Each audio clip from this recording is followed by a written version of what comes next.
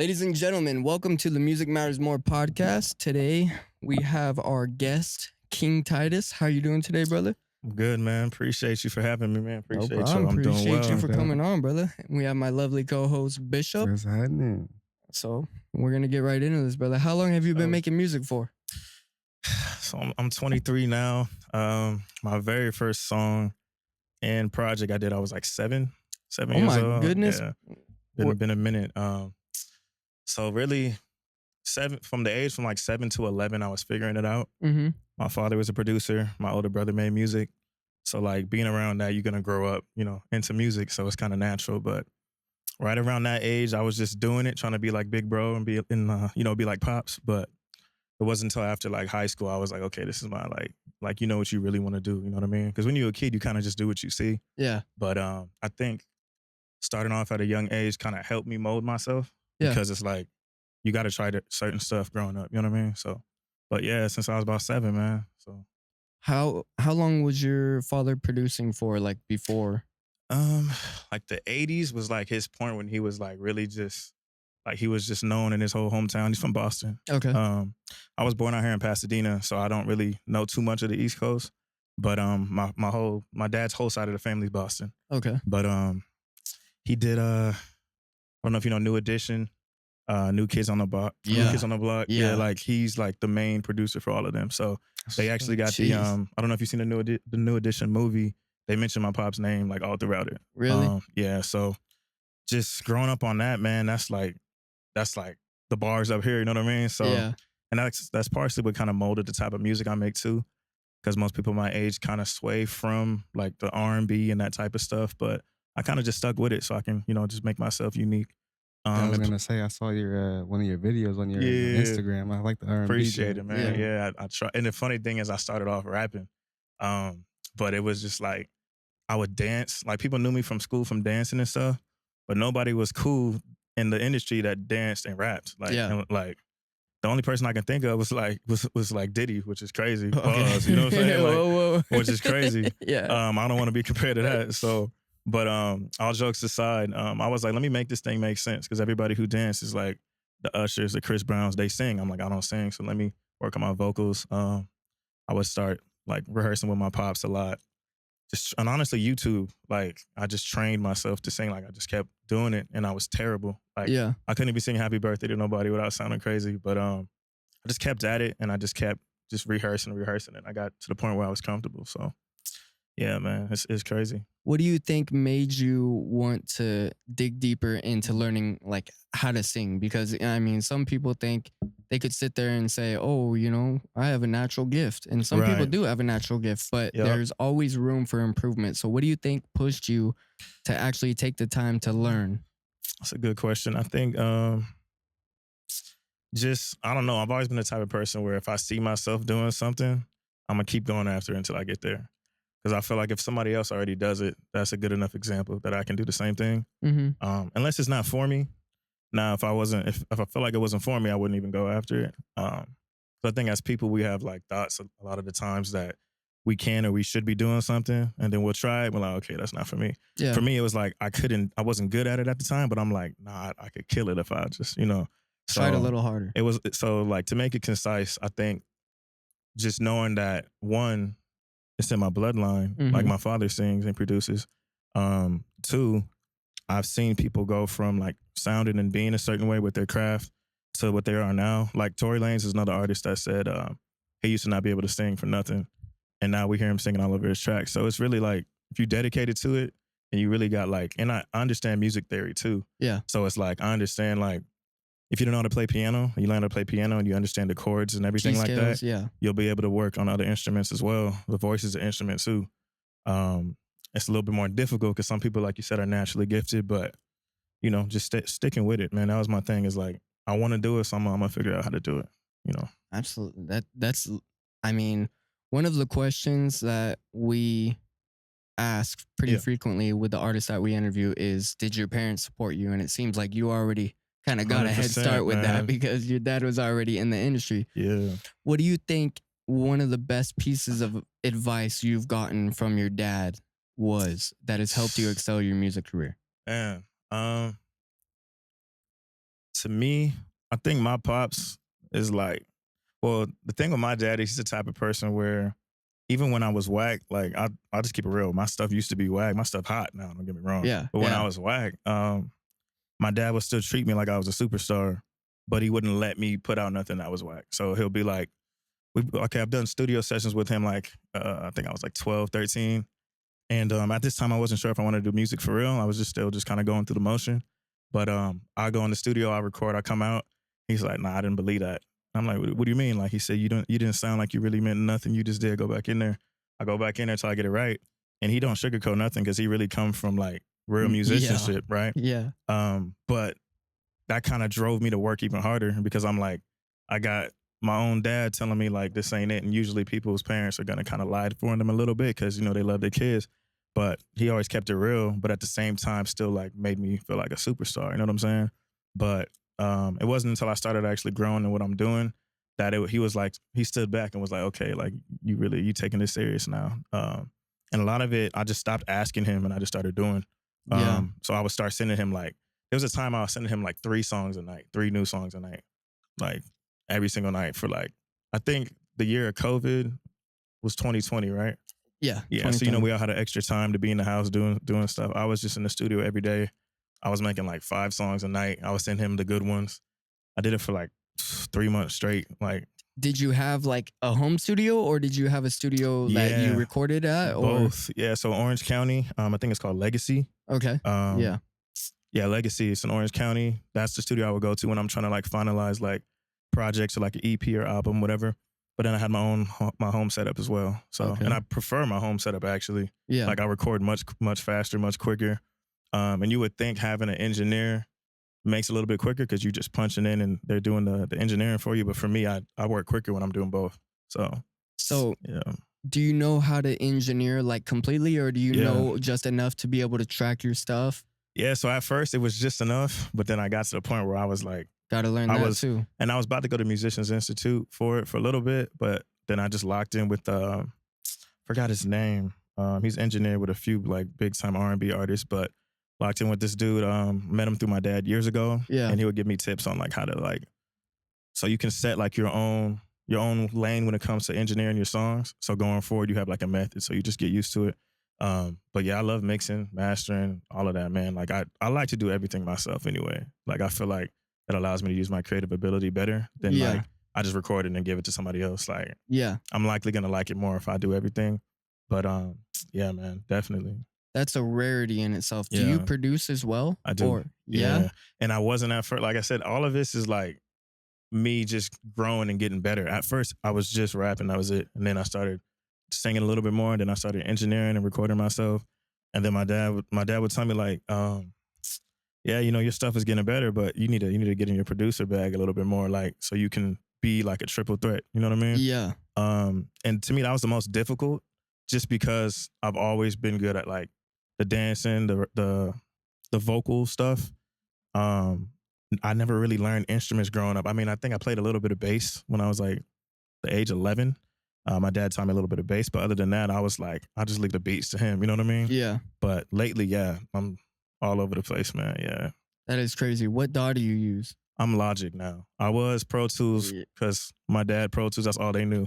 But I'm Logic now. Yeah, it's just more. I don't know. It's more like user friendly to me. You know what I'm saying? And it's like the ease of access. It's smooth. I like Logic. So like I mainly grew up on like Fruity Loops and stuff like that just because Same. all of my friends, they were all producing That's on how I Fruity know, Loops. because you call it Fruity Loops. Yeah, not FL, you know yeah. what I'm saying? FL, whatever. Everybody Exactly. be saying whatever. But I grew up on Fruity Loops and like all of my boys were producers, so I'd always be rapping on that. But I never got into the beat making, but all of them could make a beat in like 5 minutes Like it's and get nothing, it right? done.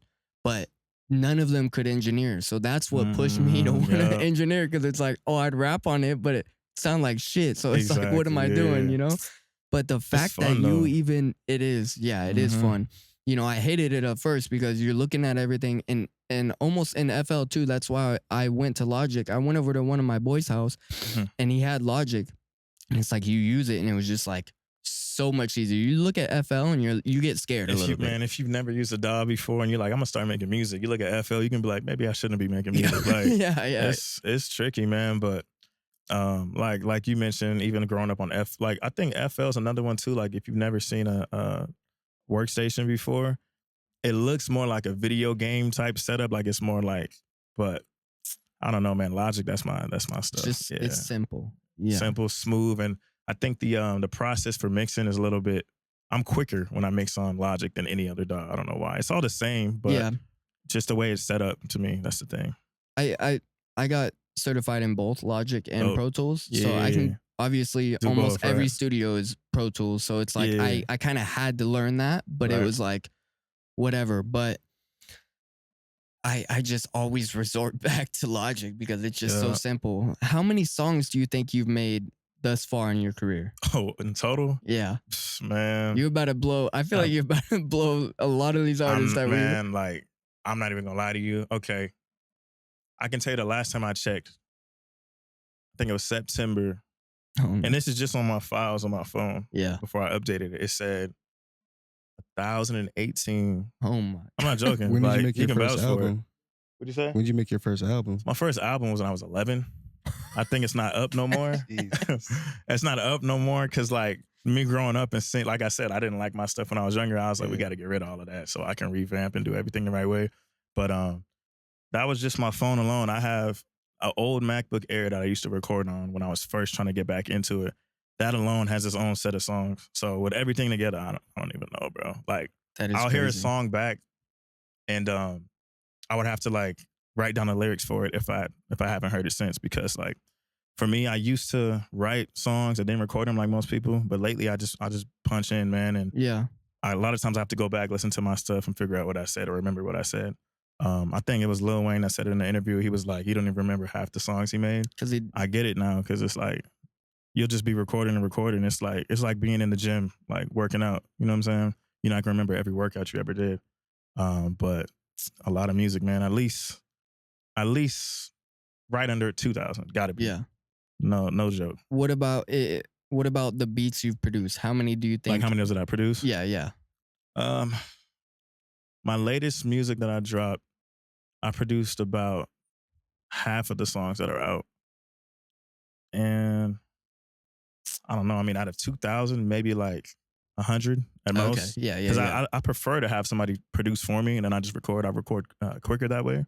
But lately it's just been more like a challenge to myself to like, get my yeah.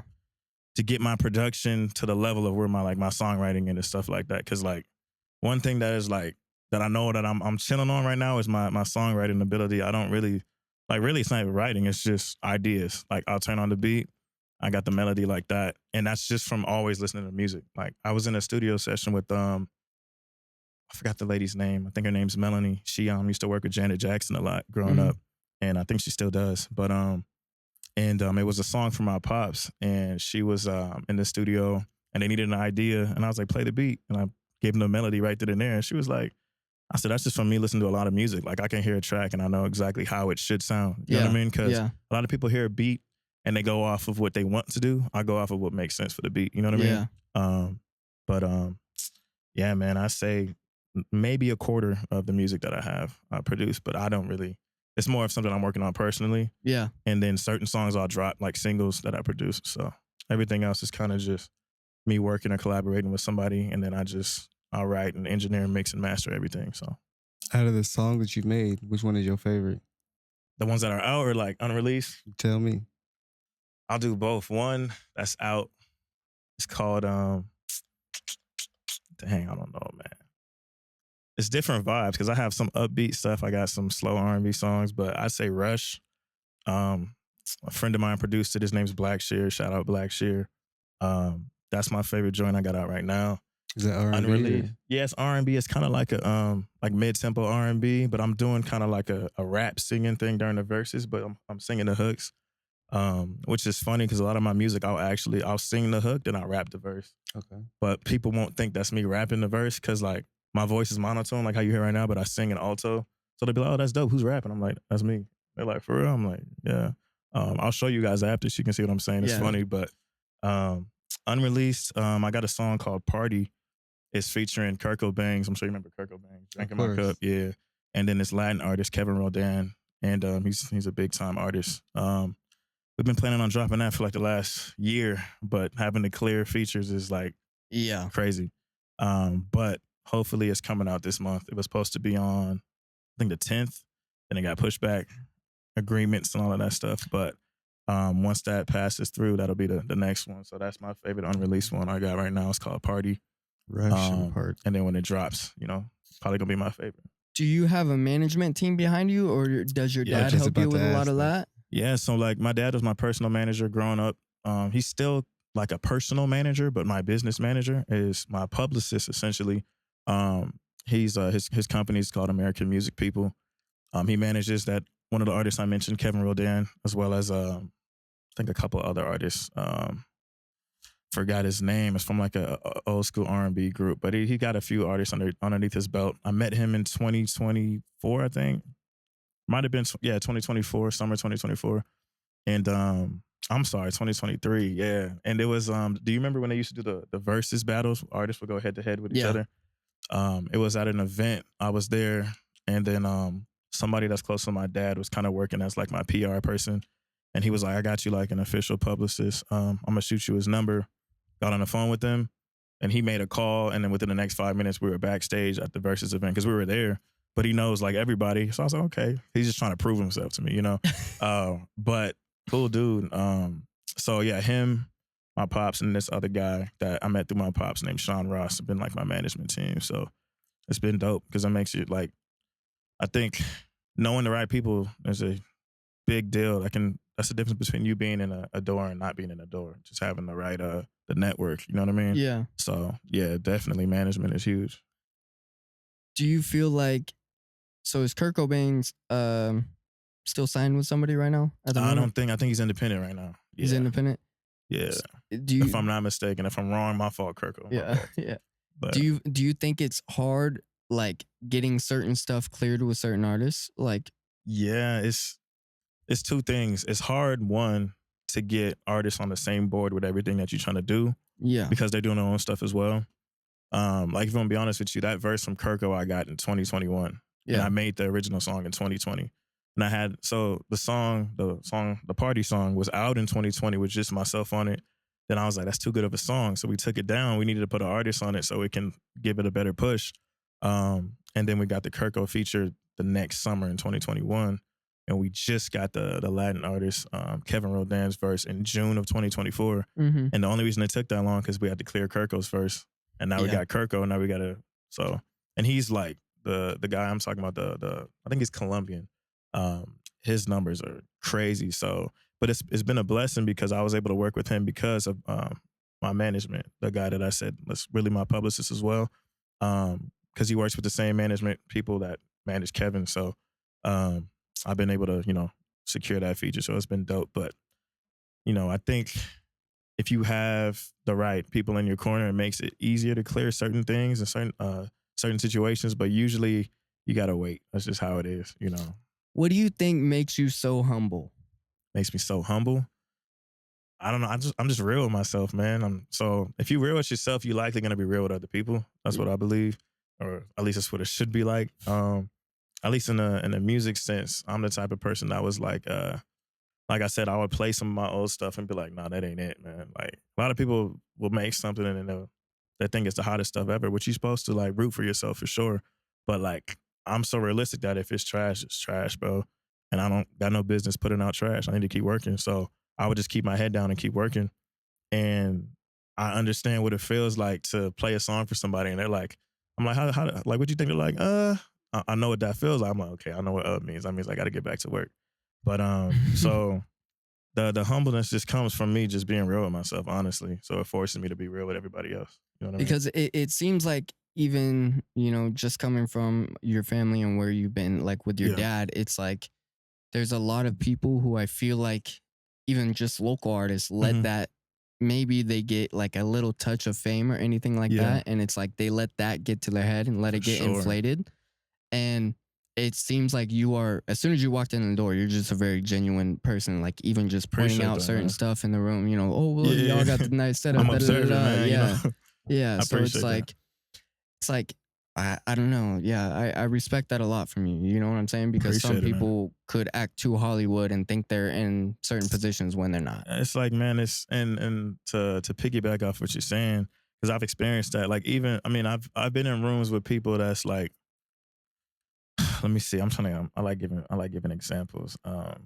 Okay, yeah, I've been in rooms with people who have not really done much. When it comes to, at least musically, when it comes to like the music industry, but like you said, will have such a chip on their shoulder where it's like, I'm the type of person who I've actually been in studios and wrote songs with major artists, and I won't really even mention it unless somebody asks. Like you ask, I'm gonna answer your question, but I feel like I don't deserve no brownie points just from being in the environment. Now, if I'm the one who did it, and it's like, okay, cool, but actions speak louder than words. I'd much rather somebody commemorate me for my work than me just talk about it. You know what I mean? It's like Yeah. to me, I don't get a kick out of saying like, oh, I got this, not do. That's corny to me. I feel like people are gonna put you on a pedestal if you really doing what you're doing, and they're gonna respect you for it. But other than that, it's like you don't get brownie points for just talking and just being unnecessary with people. You know what I mean? So Do you feel like artists are losing like a certain type of work ethic that you may need in order to be able to succeed in the for music industry? sure, Yeah. yeah. And it's like I think we're to the point now where most people understand that the industry isn't looking for talent anymore. Anyways, it's more so what's gonna make them money and what's gonna get attention. Um, And I mean, even in a time like right now where like everybody's talking about TikTok going down and stuff like that, TikTok is one of the apps that I mean I enjoy it, but it is one of the apps that kind of set the tone for like you can just drop a song just messing around, it can go viral. You know what I mean? So the labels aren't looking at it like we need to only find talented individuals. They're looking at it like we need to find people to make us money. They don't really care. You know what I mean? Yeah.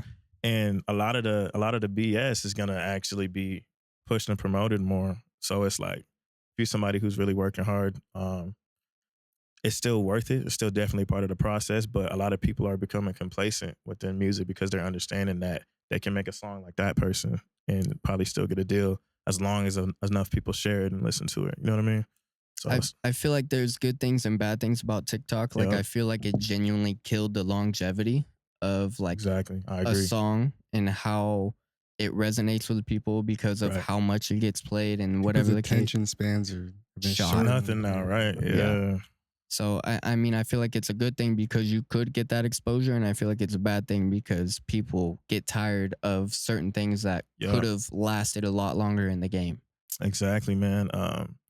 And that's the thing too. The like you mentioned, the attention span thing is like, and here's the thing. Like I try to make it like I'ma still be myself, but still cater to what people like. Because at the end of the day, consumerism still is in music, so you can't act like, oh, I don't care what people think. You have to care. You know what I mean? Anybody who says they don't care what people think, they're lying to themselves. If you Yeah. don't care what people think, you're probably never gonna please anybody. You shouldn't live to please people, but it's like if you're making music, if you're selling a product, if you're a business owner, you have to care what people think. Otherwise, you're not gonna make money. So like the attention span thing, that's something that I'll pay attention to when I make music. I'm no longer making like 4 or 5 minute songs. Yeah. Probably 2 minutes and 30 seconds tops, maybe three. And if it has a feature, at the most four. But if it's just my song, a lot of my songs out, their arrangement lately has been like intro, verse, hook, verse, hook, over, versus like intro, verse, hook, verse, and then you have three main verses like it usually is. Just so I know it has replay value. Because if it's a good song and it ends at 2 minutes, most people can be like, "Oh shoot, let me go right back." Like that was a Yeah. good song. If it's a 5 minute, 4 or 5 minute song, chances are they're not gonna replay it unless they really love you as an artist already. Yeah. But if they never heard you before, you got to kind of make it make sense. Like, okay, this person is gonna be a new listener of mine. I like to kind of cap it off at a certain time. So if they like the song, easy replay value. They just start it over. So Do yeah. you think there's a sweet spot within that number? Because I've seen even just a lot of modern artists, Mhm. like some songs are a minute 15, and you're Right. like, what the? a You lot of, know, and a like- lot of songs you'll come across that you like yourself be really short. You know what Yeah. I mean? But to answer your question, I'd say like if you drop it a single and it's supposed to promote like a project, I say like the 2 minute mark is like perfect. Mhm. A little give or take a little bit over, a little bit under. But honestly, there's no golden rule. I just think that's what I like to do, just because people's attention span, like you said, man, they're used to the 15-second clips and then swiping. And although music is different, it's still very similar. So yeah, that's what I'm on lately though. what do you think? What do you think curated your sound the most? Do you Mhm. have any favorite artists that you grew up listening to, or maybe that you were, put on from Yeah. your family? That Couple things. I mean, lately my main artist is gonna be different than what it was when I grew up. yeah, For some reason, my mom said I used to watch Prince tapes when I was a kid. I don't remember Dog. that, but I mean, I'll take it. You know, he's talented. So Dog. she said I used to just sit in front of the TV when I was like 4, just replaying. I'm like, okay, well, I guess it's Prince's fault. Well, you know what I mean? But nah, shout out Prince. But when I was real young, of course, Michael Jackson, Usher. hmm Chris Brown is one of my favorite artists, but I didn't get into CB until I was older. He okay. has like a different lane because he's more like he has more urban R&B type. I mean, when he was younger, different, but like how he is now, you know, he kind of has like the bad boy image or whatever. But as a kid, was really Usher and Michael Jackson. Like I mentioned, now CB. As far as R&B goes, I like some old school groups too, like Boys to Men. Tank is another one. Oh yeah. Yeah, so I'm real R&B man. But as far as on the rap side of things, Lil Wayne, Jay-Z. Let me see. My rap tastes a little different, man. I like Outkast, Andre 3000. I like kind of artists that kind of like they have a whole umbrella of other artists underneath them, and they started like their own wave. Lil Wayne is like responsible for a lot of artists' career. Andre 3000 is responsible for a lot of artists' careers. What did you think of the Um, Flute album? it was different, man. You know, I didn't even play the whole thing. I'm more of a classic 3-stack person, Yeah, me too. um, but nah, yeah, man, just trying to stay as diverse as possible is what I was trying to do. But you know, as far as R&B goes, I say Chris Brown, Usher, Michael Jackson, and then rap, I say Lil Wayne, Jay-Z, and yeah, Andre 3000, man. Yeah, What about the new era? How do you my feel current. like the music scene is going now? How do you feel like rap and Um, R&B is taking? Like what? I mean, I'm the type of person where I always find the good in some stuff. I try to at least. There are a lot of artists that I'm like, how did you even get to that point in your career? But you know, if people like it, they like it. Currently, trying to think, young artists. I mean, even people who kind of blew up, like we mentioned the TikTok stuff. Yeah. Like people like Bossman, D-Lo. Like at first, it was kind of like, but he's cool, he's solid, he's decent. He got his own kind of sound. You know what I mean? And then as far as R&B, I mean, I don't know if Bryson Tiller is not really considered like the young generation, but he's still young, like he's still a young guy. So I say as far as like young R&B dudes, he's killing it. Um, Eric Bellinger's dope. He's been in the game Oh for a my while, but gosh. he's dope. Yeah. Let me think, man. There's another guy. His name is Tone Stith. He's wrote for a lot of artists, but he's an artist himself. He's dope as well. So I try to stay tapped in with like a little bit of everything. But yeah, man, I'm not mad at the current scene. Certain people, I'm like, but you know, I'm not one to judge or hate on nobody. So you know, Do you think it's easier for you to sit down and write a song, or do you Mhm. think it's easier for you to punch in now? It's much easier for me to like just punch and record. Um, Writing used to come real easy for me, but since I've been doing like just kind of just playing the beat and going off the top that way, I'm more comfortable with that.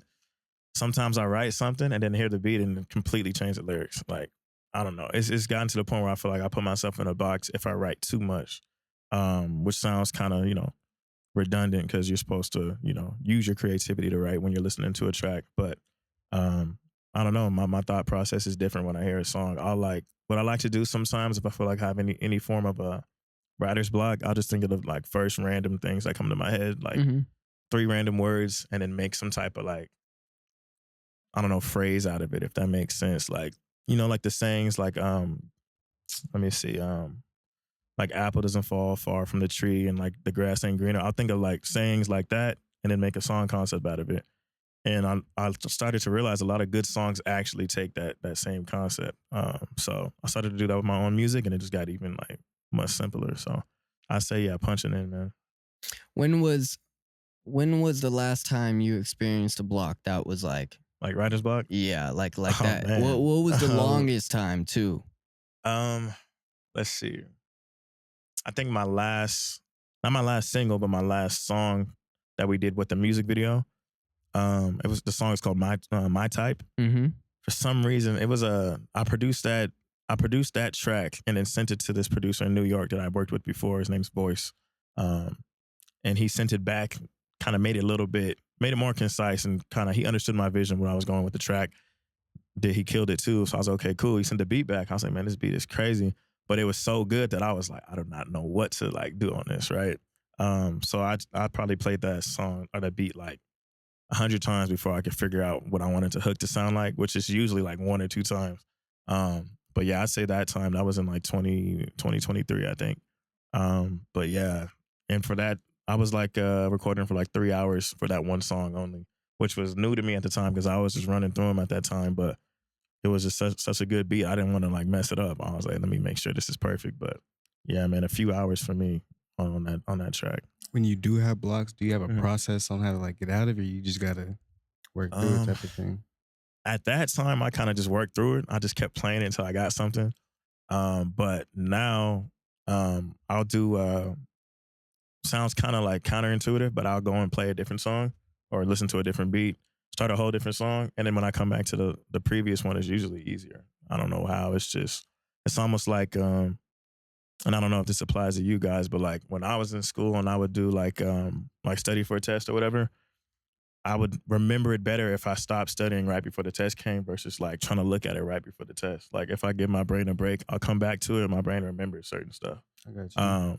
Sounds counterintuitive, but that's just how my brain works. But I apply the same thing with music, so I'll just come back to it. Do you feel like sometimes you got to get kind of like the bad out of the way before you can get the good back? And you mean in terms of like making music? Because sometimes if I'm in a very bad, I mean, my last block was like yeah, in November and it lasted a week. And I was like, I just was going through some life shit. right.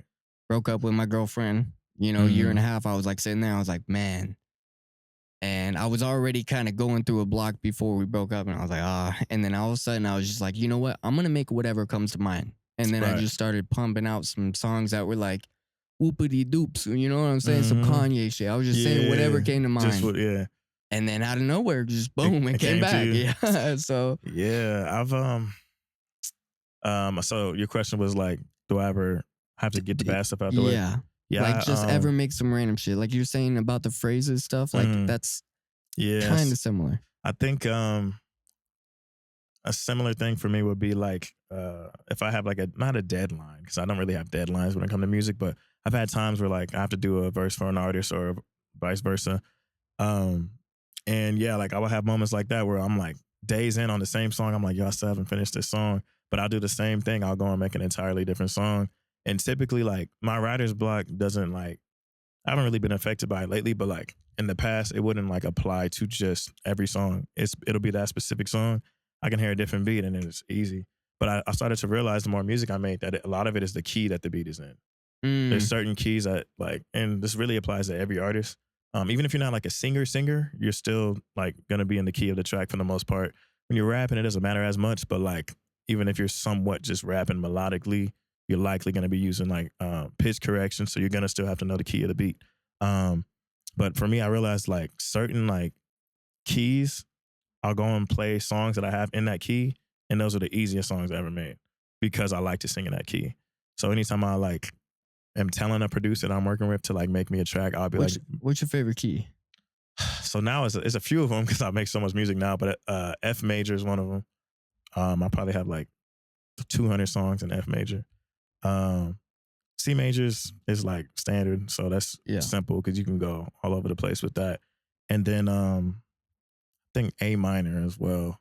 For whatever reason, it's like I'm in that pocket every time. Like every single time. It's I like F sharp minor. Yo, I like A minor. Oh man, like because even so I'm an engineer too. So it's like a lot of the clients that I work with, it's like they'll come in and they'll be like, I'm trying to sound like Gunna. And it's like, listen, I can get you as close as I can, but Gunna is purposely, majority of the time, either he has that thing swung all the way up, but they're singing like they're trying to not match the key to get that overcorrection. So it's like sometimes when they're rapping or whatever, and it's like there's no middle ground. So it's like even like you're saying with the melodic rap, it's like my goodness, unless it's boom bap, you should know at least a little bit about trying to hit the key, you know, even Exactly. getting close. And I'm glad you touched on that. I always see people online saying like they'll see like and this will usually be like real singers performing. They'll be like, oh, like anybody can do that with auto tune.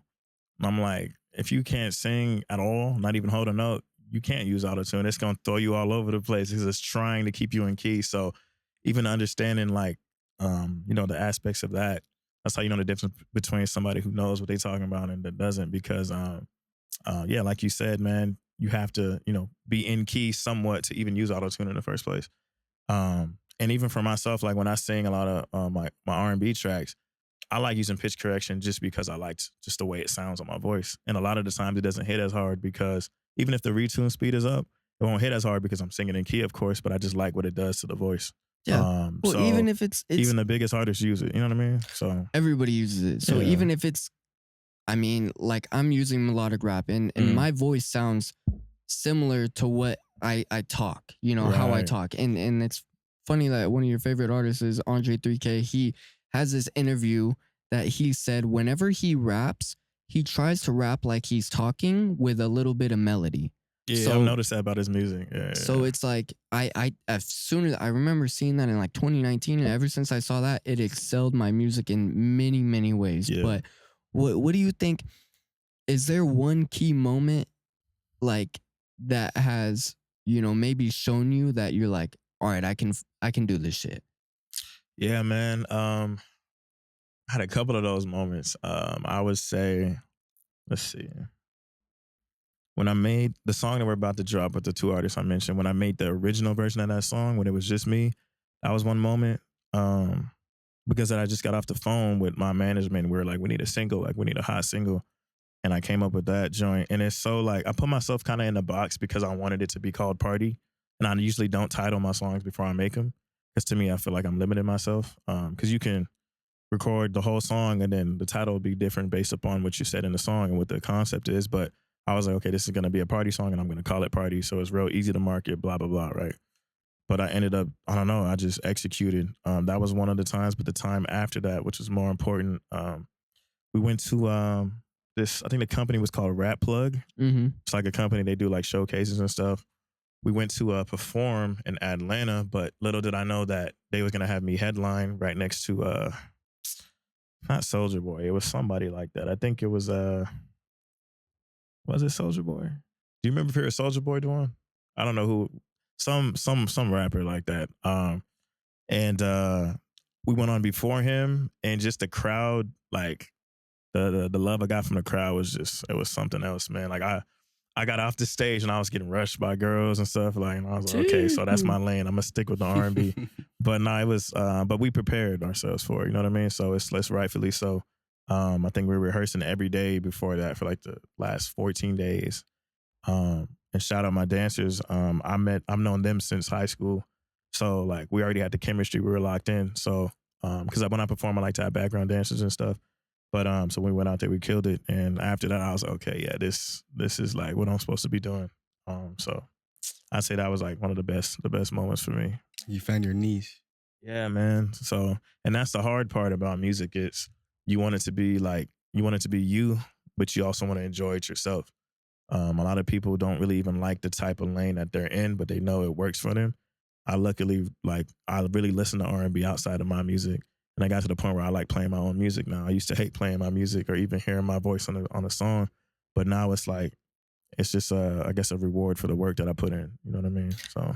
Do you listen to a lot of music like on a daily basis? Every day, man. I'm an addict, man. Like sometimes I'll stay up at night just playing music and I'm like, bro, I gotta go to sleep. I'm doing too much. You know what I'm saying? But always. And I try to get inspiration from all over the place.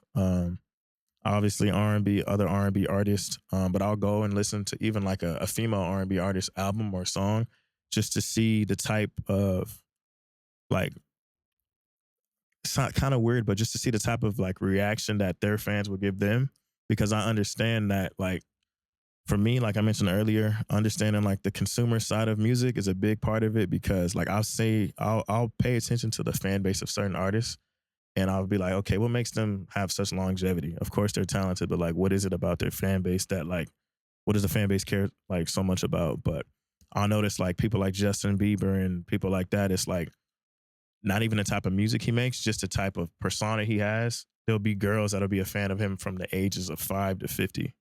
And they'll go to every concert every year, buy all the merchandise, all of that. But I'm like, why aren't they doing that with like other artists? Like, you know what I'm saying? Like, and it's not really so much a genre thing. It's really just like a persona thing. Of course, pop and R&B artists kind of have that appeal.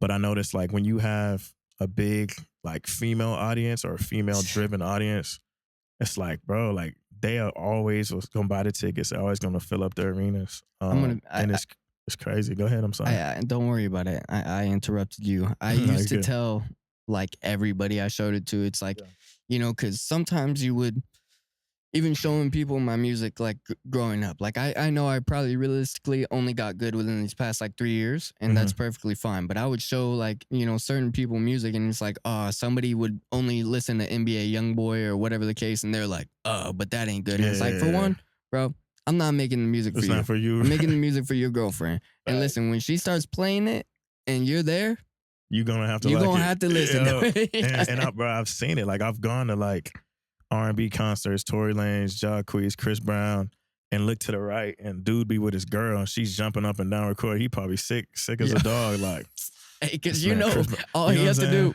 saying? Yeah, just look, man, it's over with, right? So, and it's not because I want that type of thing to happen when I'm on the stage that much, at least. No, but the main thing is just because it makes the most sense when one, that's your lane, and two, when you understand like the business side of it, because you can sell more products that way. If you ever say like, man, if one of those artists ever came out with like most of them have clothing lines, but for whatever reason, if they didn't, they came out with a clothing line, they know it's gonna do well for the most part because the female fans will buy it. You know what I mean? I feel like not just like musically though, because like the comedian Matt Rife. Yeah. I feel like his audience is You see what I'm 90% You women. got it. Yeah. Yeah. Exactly. And it's just, I don't know, there's something about the way women pay attention to stuff more. Because I feel like as men, for example, right, like an artist that we don't know can drop a song, but okay, that's hard. We'll download it, cool. Maybe he drops a whole album. Okay, this dude's dope, cool. We're probably not going to go to his concert for maybe ever. Or we might go if somebody buys us a ticket, or if it's, I don't know, you know what I mean? Maybe it's a situational thing. If a girl finds an artist, even if it's one song they like, they might get a poster, put it on the wall. Like, it's a little over the top, but it's like you can use that to your benefit. You know what I mean? So I understood that just growing up, and I was like, okay, I need to get these vocals right. Yeah. Because if that is the lane that I'm in without the singing, because I was already dancing, like in high school, I used to do like the school rallies. I would perform and like do dances and stuff. And people knew me for that, and the girls would know me for that. But it's like, I was like, if I can just put this singing thing with it, man, I'm in there. So I just kept working till I got it. And I really do think that makes a big difference when it comes to like being a musician and you're like upcoming. You know what I mean? So I feel like they're loyal to everyone besides their boyfriends. Anyways, so right. Well, but what are your plans on dropping this year of 2025? Do you have any New Year's resolutions, or do you believe that you've already been on your shit? You don't really need New Year's resolutions? definitely. There's always room for growth, man. I was just telling my homie the other day, I think which this is a jump for me because I've always been the type of person that thinks like you don't want to overpromise and Under-deliver. saturate that too, and oversaturate not just the market, because sorry about that. Don't worry about it. Bless you. I think appreciate it. I think the oversaturation thing, I actually not believe in it because I'm like, people are always gonna want to listen to music, so you can drop as much music as you want. But then I said, well, when you think about having a catalog, it kind of makes sense to have a certain amount of good songs and you just promote those songs. So then when they really drop some of your best stuff, you have like people ready to listen to it.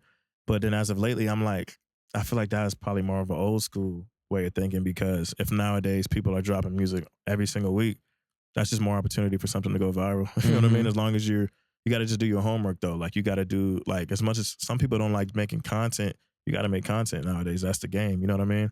And even myself, like I'm always in the studio. I'm always doing that side of things. But a lot of times I'll forget to like make a TikTok or a reel or whatever to the song. But it's like, that's what you got to do nowadays to win.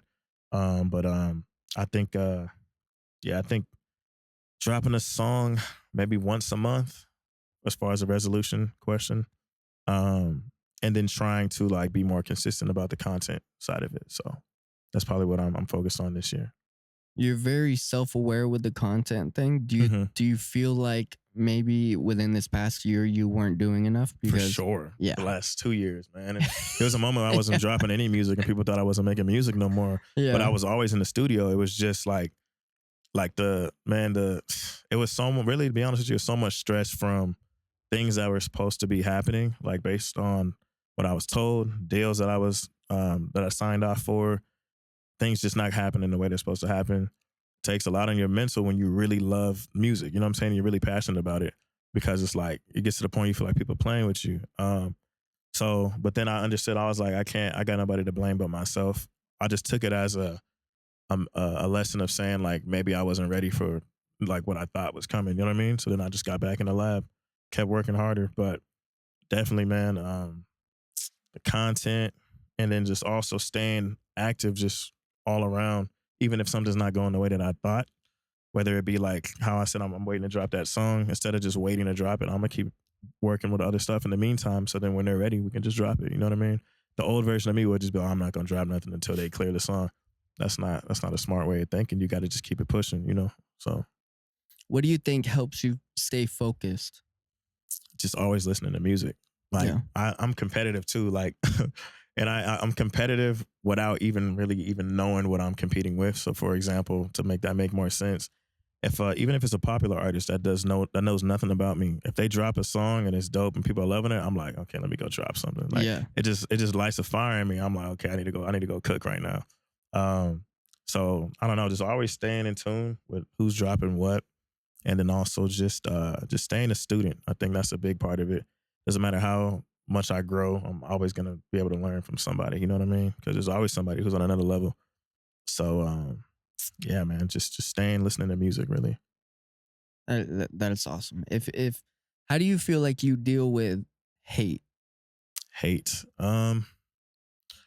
That's a great question. I don't, be honest with you, I don't deal with it. I feel like if somebody has time in the day to hate, or even, I don't know, even have just a thought of hatred in them, I just feel like they need more, I don't know, people need more attention on them than they do on the person they hated on. Because most people who are living a positive life or trying to just do better for themselves, they don't have time to sit around and worry about nobody else. There's too much stuff going on in our own personal lives to really worry about that. But if I'm ever met with some sort of resistance, I was raised that it has to be met with resistance. That's just how I came up. But outside of that, it's like I just be in my own zone, on my own lane, just working, making music. So like I said, I don't really even deal with it, man. If somebody hating on me, they can hate, man. Yeah. It is what it is. It don't change nothing for me, you know. So yeah, man. If you had to give one piece of advice to any artist or any creative that's on the come up right now, Mhm. what would you say to them? I would say value individualism.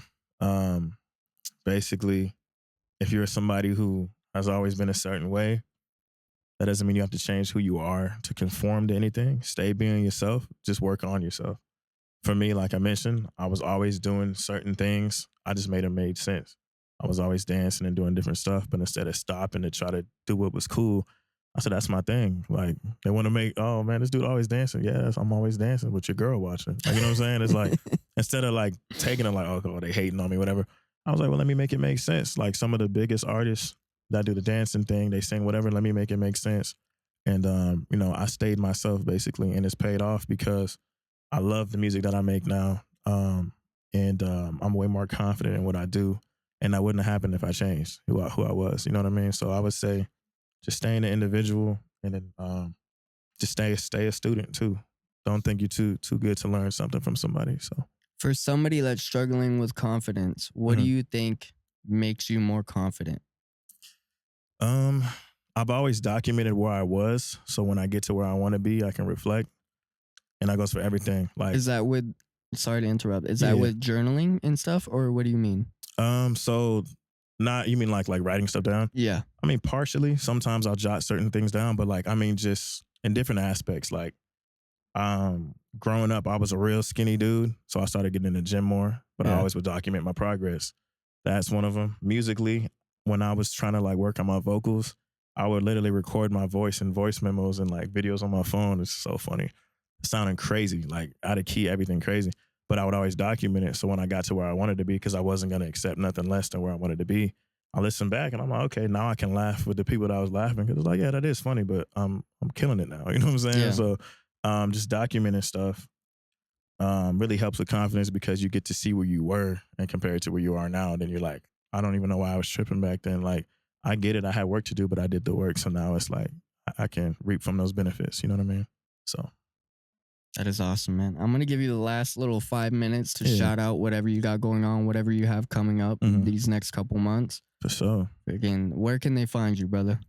So all socials at I am King Titus. I don't know if that counts for TikTok. I think they're taking it down, but if they bringing it back, I am King Titus. Instagram, Snapchat, everything all the same.